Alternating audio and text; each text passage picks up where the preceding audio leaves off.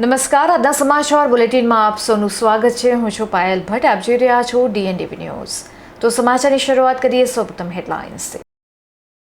વડોદરામાં સોમવારથી PME બસ સેવા શરૂ થવાની શક્યતા.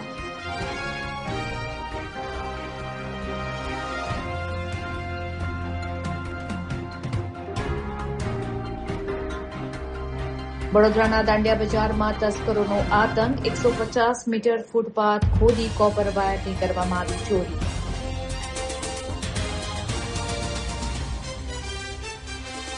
નાગાલેન્ડના રાજ્યપાલ નંદકિશોર યાદવજીએ સ્ટેચ્યુ ઓફ યુનિટીની લીધી મુલાકાત.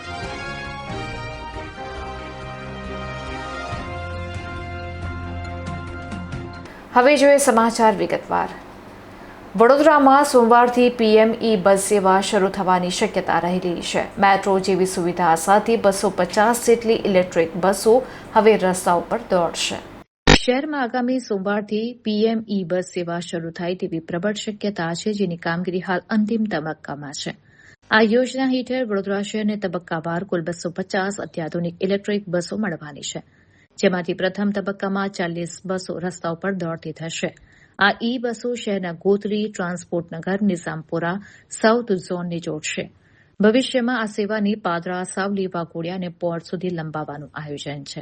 મુસાફરો માટે આ 9 મીટર લાંબી મીડી બસ મેટ્રો ટ્રેન જેવી આધુનિક સુવિધાઓથી સજ્જ હશે, જેમાં fully AC automatic passenger announcement system, દિવ્યાંગો માટે ખાસ રેમ્પ, સુરક્ષા માટે SOS emergency button, seat belt અને લાઇવ ટ્રેકિંગ માટે GPS સિસ્ટમ ઉપલબ્ધ રહેશે. ભાડું સામાન્ય જનતાના ખિસ્સાને પરવડે તેવું રાખવામાં આવશે. હાલની સિટી બસના ₹5ના બદલે બસનું લઘુત્તમ ભાડું ₹6ની આસપાસ રાખવાની વિચારણા ચાલી રહી છે. હાલ ગોત્રી ખાતે એકસાથે 24 બસો ચાર્જ થઈ શકે તેવું અત્યાધુનિક ચાર્જિંગ હબ તૈયાર થઈ ગયું છે, જ્યારે સયાજીગંજ સહિત અન્ય વિસ્તારોમાં કામગીરી પૂર્ણતાના આરે છે. આ પર્યાવરણ ફ્રેન્ડલી બસો શરૂ થતાં જ વડોદરાના પબ્લિક ટ્રાન્સપોર્ટને એક નવી ઊંચાઈ મળશે. વડોદરાના દાંડિયા બજાર વિસ્તારમાં રાત્રિના સમયે તસ્કરોનો આતંક જોવા મળ્યો છે.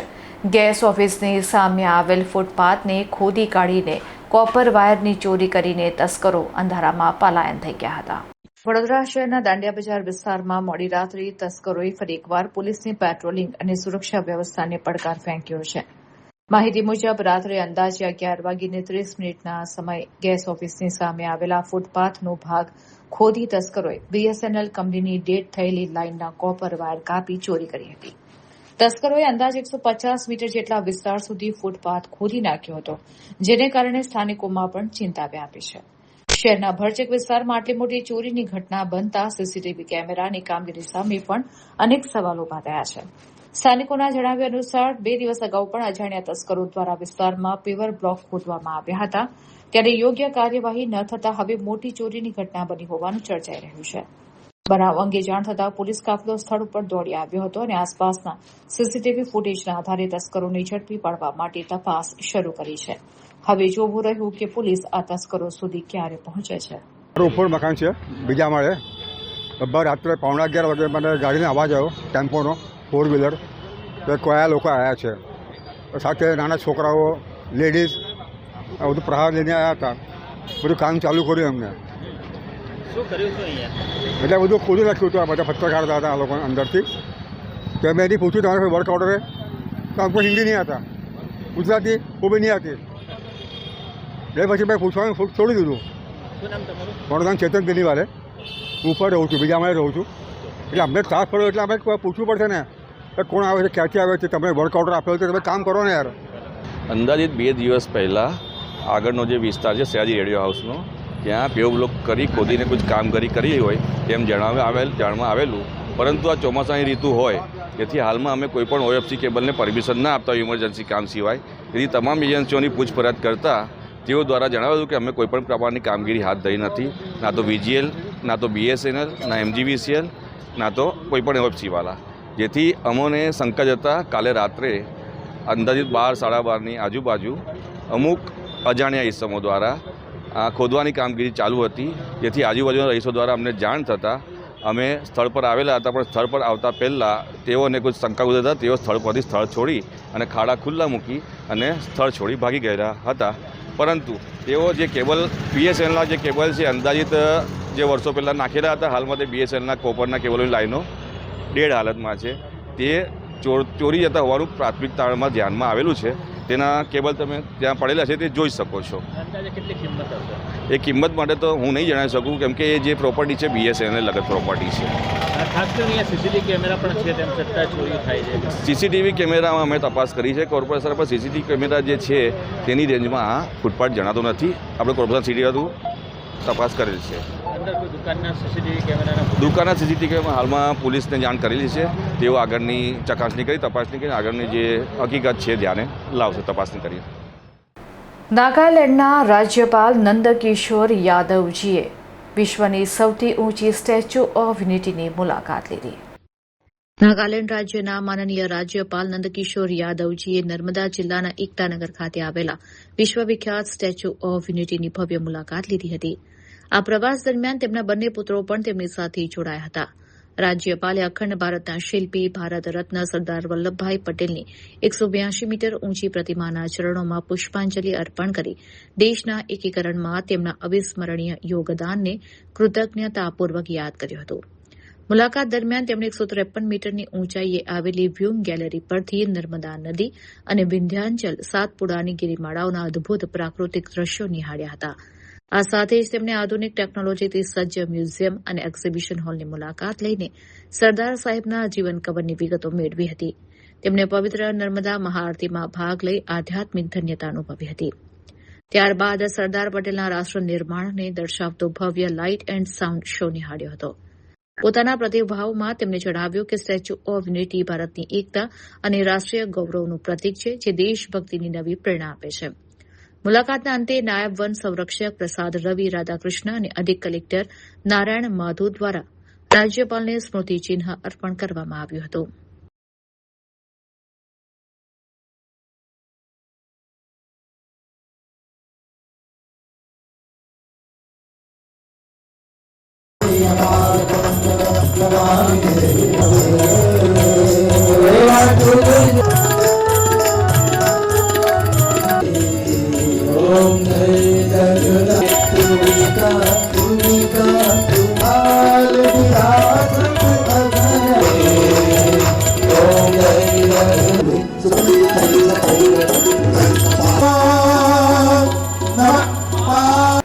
પાદરામાં સંતરામ ટ્રેડર્સ ખાતે ભવ્ય ડિલક્સ બ્લુ સ્ટોર અને પ્રીમિયમ શોરૂમનું ઉદ્ઘાટન કરવામાં આવ્યું.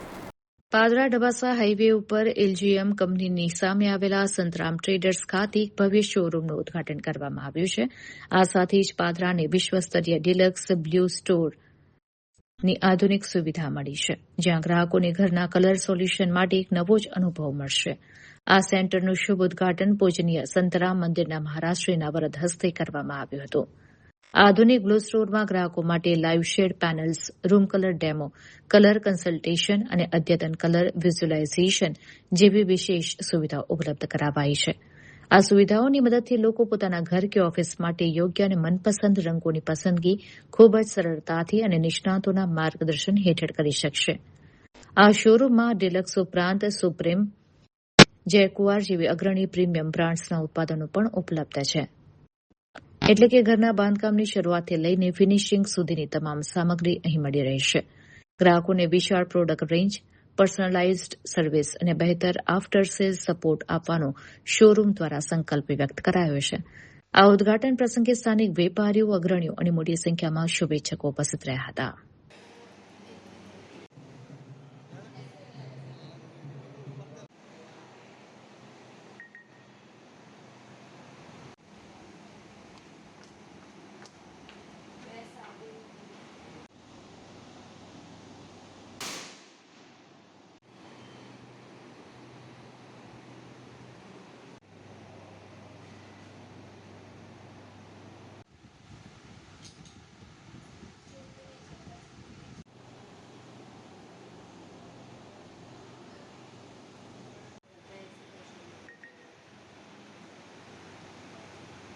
નમસ્કાર, હું સંતરામ ટ્રેડર્સ પાદરાનો ઓનર ભરત ગાંધી બોલું છું. આજે એક પાદરામાં નવું એક એમ્બિયન્સ લાવ્યો છું, જેમાં હું ડ્યુલક્સ પેઇન્ટ્સનું એક બ્લુ સ્ટોર બનાવ્યો છે અને જે આપના પાદરા શહેર માટે કે જે કોઈ એનું નવું મકાન બનાવી રહ્યો છે એને પેઇન્ટથી સુશોભિત કરવા માટે એક એના માટે આપણું ડ્યુલક્સનું એક એને સિલેક્શન કરવા માટે બ્લુ સ્ટોરનું ઓપન કરી શેડ એને સિલેક્ટ કરી શકશે. ટચ સ્ક્રીનમાં એનો પોતાનો ઘર વિશે એ બધું નોલેજ અહીંયા એને મળી શકશે કે પેઇન્ટમાં કેવું સિલેક્શન એને થશે અને એ નોલેજ રીતે એને અહીંયા બધું બતાવવામાં આવશે. એના માટે એક આજથી હું એક નવો બ્લુ સ્ટોર ઓપન કર્યો છે. એના માટે પાદરા શહેરની જનતાને મારી નમ્ર અપીલ છે કે એકવાર બધા વિઝિટ કરશે એના માટે કે જેમને અહીંયા જોઈને એમને એ બ્લુ સ્ટોરનું પેઇન્ટ્સ વિશેની સારી એવી નોલેજ એમને આપવામાં આવશે કે જે પેઇન્ટ્સને એમના ઘરને કેવી રીતે રંગીને સુશોભિત કરી શકશે. બસ બધાને એક્ઝેક્ટ લોકેશન આપણું પાદરા ડબાસા રોડ ઇલિજિયમ ફાર્માસ્યુટિકલની સામે એ આપણો એક સંતરામ ટ્રેડર્સના નામથી એક મોલ સ્વરૂપે આપણે એને બનાવ્યો છે આપણો બ્લુ સ્ટોર ડ્યુલક્સ પેઇન્ટ્સનો. જે ડ્યુલક્સ પેઇન્ટ્સ આપની વર્ષો જૂની પેઇન્ટ્સ કંપની છે અને જેનું વર્ષોથી આજે પાદરામાં કામ કરી રહ્યો છું, પણ એને એક આજે ડિસ્પ્લે તરીકે એક ઊભો કરીને અહીંયા કસ્ટમરને ફેસિલિટી પ્રોવાઈડ કરવા માટે આજે પ્રોવાઈડ કરી છે મેં. આપણે સૌપ્રથમ પાદરાની અંદર એવું સૌથી વિશ્વસ્તરીય પેઇન્ટ કંપની છે ડ્યુલક્સ, જે 200 વર્ષ જૂની કંપની છે, એનો સ્ટોર અહીંયા બની રહ્યો છે. આજે આ ગુજરાતનો 5મા નંબરનો અને પાદરાનો 1st નંબરનો શોરૂમ છે. આની અંદર તમે દરેક કસ્ટમર જેનું સપનાનું ઘર જે બનાવવા જઈ રહ્યો છે એ અહીંયા આવીને એનું ફીલ કરી શકે. ટચ એન્ડ ફીલ એક્સપિરિયન્સ છે. વિશ્વસ્તરીય ક્વોલિટી છે. અહીંયા આપણા ગામમાં વિશ્વસ્તરીય ક્વોલિટી મળશે. ભરતભાઈ અમારા સૌથી મોટા ડીલર છે, એમને અહીંયા આ સ્ટોર બનાવે છે. આનું નામ છે બ્લુ સ્ટોર. એટલે અલગ જ કલરનો તમને અહીંયા દરેક કલરની શું ખાસિયત છે, શું ગુણવત્તા છે, અને સાથે સાથે દરેક પ્રોડક્ટ સાથે અમે એની વોરંટી આપી રહ્યા છીએ. તો એકમાત્ર એવી કંપની છે કે દરેક પરચેઝ ઉપર તમને વોરંટી પ્રાપ્ત થશે. અમદાવાદમાં વધતા વંધત્વ સામે બિરલા ફર્ટિલિટી એન્ડ IVFનો અભિગમ જોવા મળ્યો છે, ત્યારે પર્સનલાઇઝ્ડ કેર અને સરળ EMI સુવિધા ઉપલબ્ધ છે. આજની ભાગદોડભરી જીવનશૈલી, માનસિક તણાવ અને નબળા પોષણને કારણે દંપતીઓમાં વંધ્યત્વના કેસો ઝડપથી વધી રહ્યા છે. આ ગંભીર વિષય પર માર્ગદર્શન આપતા અમદાવાદ સ્થિત બિરલા ફર્ટિલિટી એન્ડ IVFના નિષ્ણાત ડોક્ટર નિમિષા પંડ્યાએ જણાવ્યું કે વંધ્યત્વ માટે કોઈ એકને જવાબદાર ગણવાને બદલે બંને ભાગીદારોની સંયુક્ત વૈજ્ઞાનિક તપાસ કરવી અત્યંત જરૂરી છે. સ્ત્રીઓમાં ઓછી અંડર ક્ષમતા અને પુરુષોમાં શુક્રાણુઓની નબળી ગુણવત્તા જેવી સમસ્યાઓ એક સાથે જોવા મળે છે, જેને ડ્યુઅલ ફેક્ટર ઇનફર્ટિલિટી કહે છે. આવા જટિલ કિસ્સાઓમાં ટ્રાયલ એન્ડ એરર પદ્ધતિ છોડીને દરેક દર્દીની મેડિકલ હિસ્ટ્રીના આધારે જ પર્સનલાઇઝ્ડ ટ્રીટમેન્ટ પ્લાન તૈયાર કરવામાં આવે છે. અગાઉ અસફળ IVFનો સામનો કરી ચૂકેલા દંપતીઓને પણ અહીં સચોટ ક્લિનિકલ પ્રોટોકોલ્સથી સફળતા મળી રહી છે. આધુનિક કેન્દ્રના કારણે હવે અમદાવાદ, ગાંધીનગર સહિત સમગ્ર ગુજરાતના દંપતીઓને વૈશ્વિક સ્તરની એડવાન્સ પ્રજનન સારવાર પોતાના ઘર આંગણે જ ઉપલબ્ધ બનશે. હું ડૉક્ટર નિમિષા શાંતિલાલ પંડ્યા છેલ્લા 20 વર્ષથી ફર્ટિલિટીની પ્રેક્ટિસ કરું છું અને છેલ્લા થોડા ટાઈમથી હું બિરલા ફર્ટિલિટી સાથે એસોસિએટેડ છું. બિરલા ફર્ટિલિટી એક ગ્રુપ છે ફર્ટિલિટી ક્લિનિકનું કે જેના 50 કરતાં વધારે સેન્ટર ઇન્ડિયામાં છે. બિરલા ફર્ટિલિટીની વિશેષતા એ છે કે એ ઇથિકલ અને ટ્રાન્સપરન્ટ ટ્રીટમેન્ટ આપે છે. ઇથિકલ મીન્સ કે અહીંયા કશું પણ ખોટું નહીં થાય. કે ઘણી બધી જગ્યાએ બધાને પ્રોબ્લેમ હોય. IVFમાં એવું લાગે કે IVF છે એટલે ઈંડા તો મારા જ આવશે ને, સ્પર્મ તો મારા જ આવશે ને, પણ નહીં, અહીંયા કશું પણ ખોટું નહીં થાય. બધું જ તમારી કન્સેન્ટ સાથે થશે. બીજી વિશેષતા એ છે કે આપણે જે ચાર્જીસ છે એ ચાર્જીસ ટોટલી ટ્રાન્સપરન્ટ છે, કે જે બધા ચાર્જીસ થવાના છે એ બધા તમને પ્રોપરલી પેશન્ટને દરેકને ઇન્ફોર્મ કરીને કરવામાં આવે છે. ત્રીજી વિશેષતા એ છે કે આ વર્લ્ડ ક્લાસ ટ્રીટમેન્ટ અહીંયા થાય છે. અહીંયા જે બધું IVF લેબનું સેટઅપ છે, ઇવન ડૉક્ટરની, એમ્બ્રિયોલોજિસ્ટની, બીજા બધા જ સ્ટાફની ટ્રેનિંગ છે, એ બધી જ કન્ટિન્યુઅસ રહે છે અને એ બધું વર્લ્ડ લેવલ પરનું રહે કે જે ટ્રીટમેન્ટ તમને અમેરિકા કે યુરોપમાં મળે એ ટ્રીટમેન્ટ અમે અહીંયા આપવા માંગીએ છીએ અને એના માટે અમે કટિબદ્ધ છીએ. IVFમાં કેટલો ચાર્જ લાગે છે અત્યારે તમારો? IVFના ચાર્જ ડિપેન્ડ કરે છે પેશન્ટની ઉંમર પ્રમાણે, પેશન્ટના ફેક્ટર્સ પ્રમાણે કે કઈ રીતનું છે, એનો ઓવેરિયન રિઝર્વ કેવો છે. કારણ કે જેની ઉંમર નાની હોય અને ઓવેરિયન રિઝર્વ સરસ હોય તો એને એકાદ સાયકલમાં થઈ જાય પ્રેગ્નન્સી તો વધારે એને ઓછો ખર્ચ આવે. પણ ધારો કે ઉંમર વધારે હોય અથવા ઓવેરિયન રિઝર્વ ઓછો હોય તો એક કરતાં વધારે સાયકલની જરૂર પડે તો એ પ્રમાણે ખર્ચ વધી શકે છે. એ સક્સેસ રેશિયો કેટલો છે? અમારો અત્યારનો સક્સેસ રેશિયો એક સાયકલમાં એક વખત આપણે એમ્બ્રિયો ટ્રાન્સફર કરીએ તો 60થી 65% જેવો છે. સેમ પેશન્ટમાં આપણે 2 વખત ટ્રાન્સફર કર્યું હોય તો 80થી 85% જેવું છે અને 3 વખત જેવું હોય તો 90થી 95%. સક્સેસ રેશિયો પણ ઉંમર પ્રમાણે થોડો આગળ પાછળ થાય. જેટલી ઉંમર નાની એટલો સફળતાનો દર વધારે, જેટલી ઉંમર વધારે એ પ્રમાણે સફળતાનો દર ખાસો ઓછો થતો જાય. અમદાવાદમાં જાતીય શિક્ષણ અંગેનું મૌન તોડવા નો યોર સેલ્ફ પુસ્તકનું વિમોચન અને પેનલ ડિસ્કશન હાથ ધરવામાં આવ્યું હતું. સમાજમાં જાતીય શિક્ષણ પ્રત્યે પ્રવર્તતા સંકોચ અને મૌનને તોડવાના ક્રાંતિકારી ઉદ્દેશ્ય સાથે અમદાવાદ મેનેજમેન્ટ એસોસિએશન ખાતે ઝેડ-કેડ ગ્રુપ પ્રેરિત એક વિશેષ કાર્યક્રમ યોજાયો હતો. આ પ્રસંગે શિક્ષણ ક્ષેત્રના અગ્રણી વિદ્વાન અને લોકભારતી યુનિવર્સિટીના સ્થાપક કુલપતિ પ્રાધ્યાપક ડોક્ટર ભદ્રાયુ વચરાજાની લિખિત અંગ્રેજી પુસ્તકનું યોર સેલ્ફનું ભવ્ય લોકાર્પણ કરવામાં આવ્યું હતું. ડોક્ટર વચરાજાની ભારતભરમાં સેક્સ એજ્યુકેશન વિષયમાં સૌપ્રથમ પીએચડી કરનાર નિષ્ણાંત છે. જો આપણે બાળકની પાચન તંત્ર અને શ્વસન તંત્ર વગર સંકોચે સમજાવી શકતા હોઈએ તો પ્રજનન તંત્ર શીખવામાં શરમ શા માટે? જાતીય શિક્ષણ મૌન નહીં વિષય હેઠળ યોજાયેલી પેનલ ચર્ચામાં gynaecologist doctor Mitali Vasavada, psychologist Rashmi Jha અને એસોસિએટ પ્રોફેસર ડોક્ટર માર્કી હાથીએ ભાગ લીધો હતો. નિષ્ણાંતોએ જણાવ્યું કે સોશિયલ મીડિયાના કારણે વ્યાપ્ત યુવાનોની જાતીય મૂંઝવણોને વૈજ્ઞાનિક ઢબે દૂર કરવી જરૂરી છે. વાલીઓએ બાળકો સાથે મિત્રતાપૂર્ણ વ્યવહાર રાખવો જોઈએ અને મૂંઝવણના સમયે પ્રોફેશનલ કાઉન્સેલરની મદદ લેવી જોઈએ. ઝેડ-કેડ ગ્રુપના પ્રતિનિધિઓએ આવનારી પેઢીને સ્વસ્થ અને વૈજ્ઞાનિક માનસિકતા આપવાનો સામાજિક સંકલ્પ દોહરાવ્યો હતો. ઝેડ-કેડ પબ્લિકેશન દ્વારા પ્રકાશિત આ પુસ્તક હવે એમેઝોન, ફ્લિપકાર્ટ અને ઓફલાઈન સ્ટોર્સ પર ઉપલબ્ધ છે. રાજકોટથી આવું છું. શિક્ષણ જગતમાં મેં લગભગ 38 વર્ષની સેવા આપી છે અને આજથી લગભગ 38 વર્ષ પહેલાં મેં એજ્યુકેશનમાં વિશિષ્ટ વિષયમાં પીએચડી કર્યું જેને સેક્સ એજ્યુકેશન કહેવામાં આવ્યું અને એ સમયે સેક્સ એજ્યુકેશનના મટીરિયલ ઉપર રિસર્ચ કરનાર ભારતભરનું એ પહેલું સંશોધન હતું. એમનું ગુજરાતી મટીરિયલ તૈયાર થયું તમારી જાતને ઓળખો પુસ્તક નામથી અને એમની 12 જેટલી આવૃત્તિઓ થઈ. ફેમિલી પ્લાનિંગ ઓફ એસોસિએશને પણ એની 4 આવૃત્તિઓ કરી. એટલે એ પુસ્તકના આધારે એવો મનમાં થયું કે અત્યારે આપણે સૌ અંગ્રેજી માધ્યમ તરફ આગળ વધી રહ્યા છીએ અને આપણા ઘણા બધા સંતાનો હવે ગુજરાતી સમજવાને બદલે અંગ્રેજીમાં આવી રહ્યા છે. તો આ બુકનું આપણે કેમ અંગ્રેજી ન કરીએ? એટલે ઝેડ-કેડ પબ્લિકેશન દ્વારા એ કામ થયું. એ પુસ્તક પબ્લિશ થયું છે અને એમના નિમિત્તે આજે પેનલ ડિસ્કશનથી આપણે આગળ વધવાના છીએ. એનું કારણ એ છે કે પુસ્તક વિમોચિત કરી દેવું એની બદલે પુસ્તકમાં શું સમાયેલું છે, શા માટે સમાયેલું છે એની વાત કરીને પછી લોકો સમક્ષ મૂકવું એવો વિચાર છે. એના પહેલાં જે થશે એને સેક્સ એજ્યુકેશન ઉપરનું પેનલ ડિસ્કશન કહેવામાં આવશે. ખાસ કરીને આમાં કયા પ્રશ્નો આવરી લેવામાં આવે છે સેક્સને લઈને અને કઈ ઉંમરના લોકો આ પુસ્તક વાંચી શકે? રિસર્ચ ઉપર આધારિત આ પુસ્તક છે એટલે મોસ્ટ સાયન્ટિફિકલી સેક્સની વાત આમાં કરવામાં આવી છે. આ કોઈ ઉડતી બજારનું કે એવું પુસ્તક નથી. ખાનગીમાં પરચેસ કરવું પડે કે છાપામાં સંતાડીને લઈ જવું પડે એવું કોઈ પુસ્તક નથી.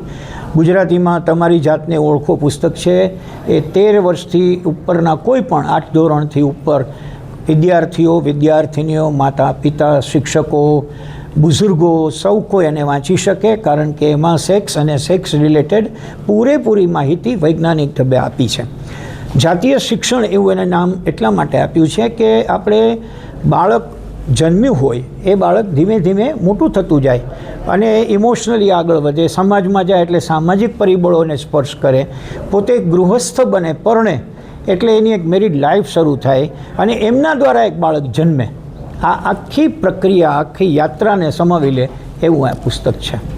પ્રામ આશ્રમની એક મહિલા કોલેજમાં અત્યારે છોકરીઓને ઇંગ્લિશ ભણાવું છું. એસોસિએટ પ્રોફેસર ઇન ઇંગ્લિશ સાથે સાથે ઘણા બધા કાર્યક્રમો કરું છું. વક્તા તરીકે, સંચાલક તરીકે વિચારું છું, વાંચું છું, લખું છું, અનુવાદ કરું છું. ખાસ કરીને કેવા પ્રકારનો મેસેજ છે બુક લોન્ચિંગ પાછળ અને શું કહેવા માગશો? બહુ સાદા શબ્દોમાં કહું ને તો આપણી એક સામાજિક પરિસ્થિતિ છે. કઈ ખબર છે? જે વ્યક્તિ છોકરાનું એટલે કે પુરુષનું શરીર લઈને જન્મે છે એ જેવો રડે એટલે સમાજ એવું કહે છે કે આવું શું છોકરી જેવું કરે છે. છોકરાઓ રડે નહીં. જો છોકરી છે એને ઢીંગલીને બદલે કારથી રમવાનું કે બંદૂકથી રમવાનું મન થશે તો એને તરત જ કોઈ રોકશે કે આ છોકરાઓનું કામ છે, આવું છોકરીઓને ન શોભે. આ આપણું એક કન્ડિશનિંગ છે કે જે આપણા શરીરના જન્મતાની સાથે જોડાયેલું છે.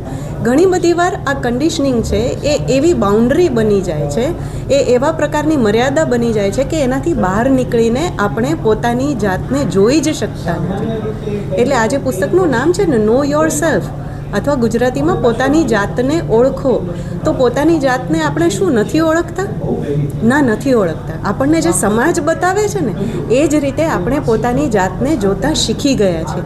સમાજના માપદંડો છે, આ સારું કહેવાય, આ ખરાબ કહેવાય. તો એ માપદંડ પ્રમાણે સમાજને જે અયોગ્ય લાગતું હશે એવી કોઈ પણ ભાવના આપણા મનમાં જો જાગે છે તો આપણે આપણી જાતને ગિલ્ટી ફીલ કરીએ છીએ, ગુનેગાર માનીએ છીએ, ડિપ્રેશનમાં આવી જઈએ છીએ કે જે આજની પેઢી માટે બહુ જ સામાન્ય થઈ ગયું છે.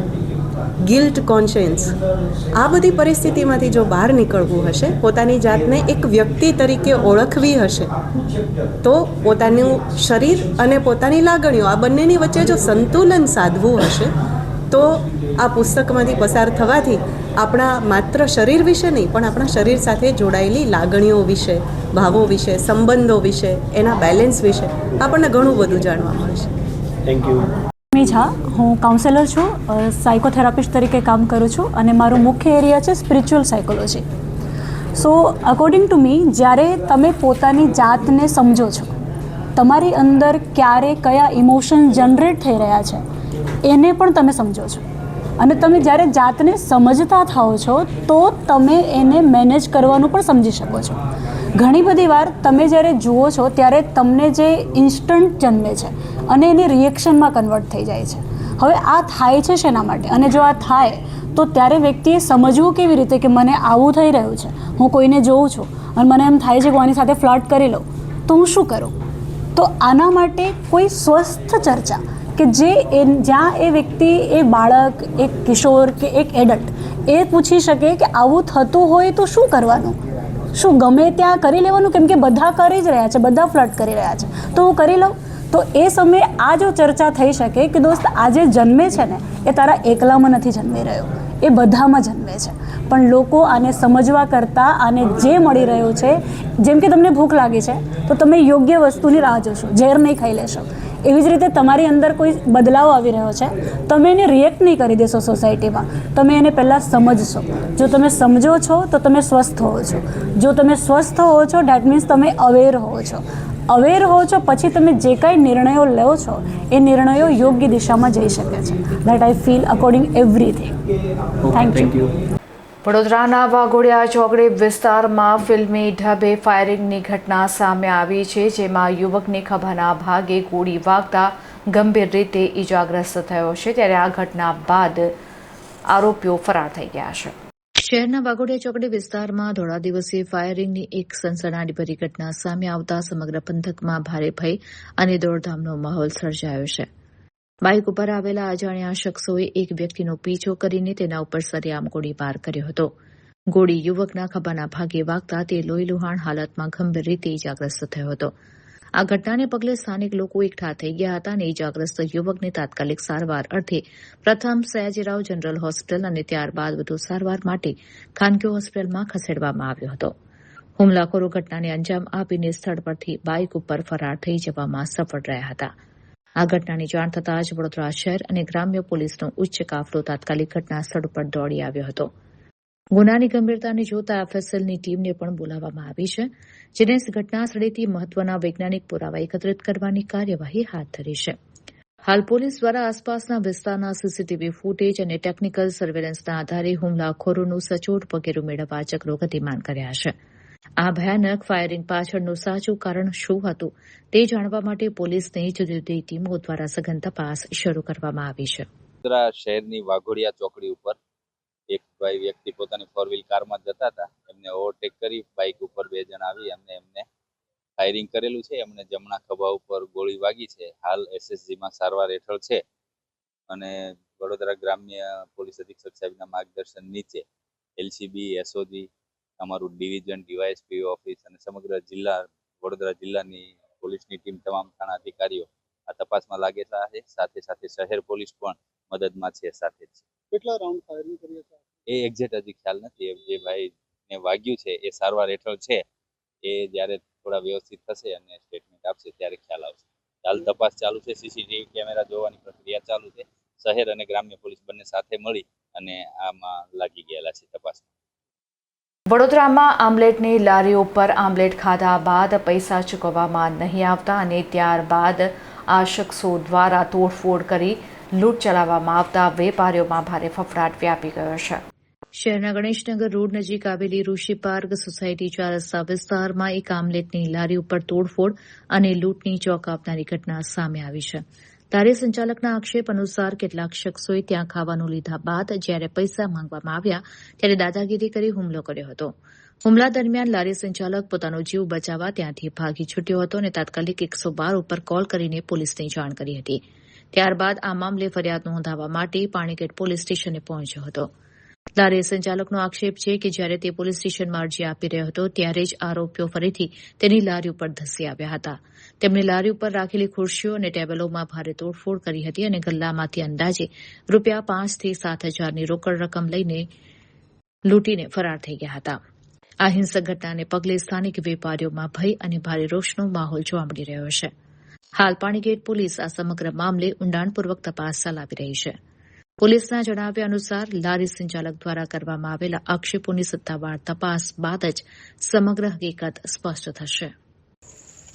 સાહેબ ગણેશનગર માર્કેટમાં સાહેબ અને સાંજે રાતે ખાવા આવ્યા સાહેબ, બધા પીધેલા અને 2 જણા આવ્યા હતા સાહેબ પહેલાં અને મેં એમને જોડે પૈસા માંગ્યા તો મને કહે છે અમે ગુંડા છે, અમે ડોન છે, કોના જોડે પૈસા માંગે છે સાહેબ. એ રીતના મારા જોડે ઘટના બની અને 10-15 જણાને બોલાવીને સાહેબ મને દોડાઈને માર્યો સાહેબ.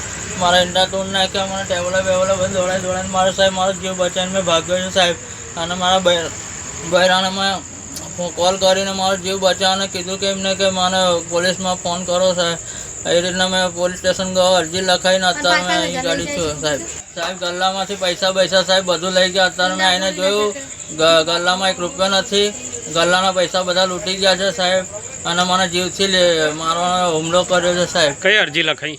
પાણીગેટ પોલીસ સ્ટેશનમાં. શું કીધું ત્યાંથી? ત્યાંથી મને કીધું છે કે અત્યારે તમે જાઓ અને તમે કાલે સાંજે લારી ખોલજો, કશું કોઈ નહીં આવે, કોઈ આવશે તો તમે 112 પર કોલ કરજો. કોણ એ શખ્સો કોણ હતા? એમના નહીં નામ કે કઈ?